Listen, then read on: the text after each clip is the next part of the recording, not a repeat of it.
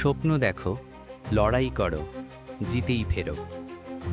একটা ছোট্ট গ্রাম, কাঁচা মাটির রাস্তা, টিনের চালের ঘর, আর তার ভিতরে জন্ম এক স্বপ্নবাদ ছেলের। নাম তার আরাফাত। জুতো ছিল না পায়ে, বই ছিল পুরনো আর ধার করা। তবু সে হার মানেনি, কারণ তার চোখে ছিল একটাই বিশ্বাস, আমি পারব। তার বাবা ছিলেন একজন দিনমজুর, মা কাজ করতেন অন্যের বাড়িতে। আরাফাত প্রতিদিন 5 কিলোমিটার পথ হেঁটে যেত স্কুলে, কখনো ভিজে, কখনো রোদে পুড়ে। রাতে পড়াশোনা করত হারিকেনের আলোয়। বন্ধুরা যখন খেলতো, সে তখন বইয়ের পাতায় স্বপ্ন আঁকত।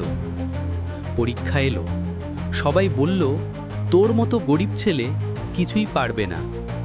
কিন্তু আরাফাত সবাইকে চমকে দিয়ে ব্লকে প্রথম হলো। তবে এখানেই থামেনি তার যুদ্ধ। শহরে পড়তে গিয়ে সে এক চায়ের দোকানে কাজ শুরু করলো। দিনে কাজ, রাতে লাইব্রেরিতে পড়া।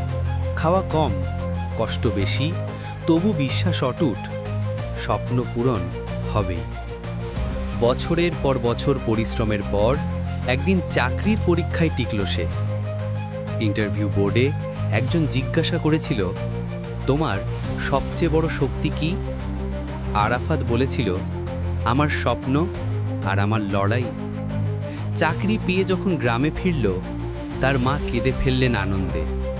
তার বাবা গর্বে বললেন, আমার ছেলে হারেনি, ফিরেছে জয়ী হয়ে। গ্রামের সবাই তাকে দেখল নতুন চোখে। আরাফাত হয়ে উঠল এক অনুপ্রেরণা, শুধু গ্রামের জন্য নয়, তোমারও জন্য। তোমার স্বপ্ন যদি সত্যি হয়, তাহলে কোনো বাধাই তোমাকে থামাতে পারবে না। স্বপ্ন দেখো, লড়াই করো, জিতেই ফেরো।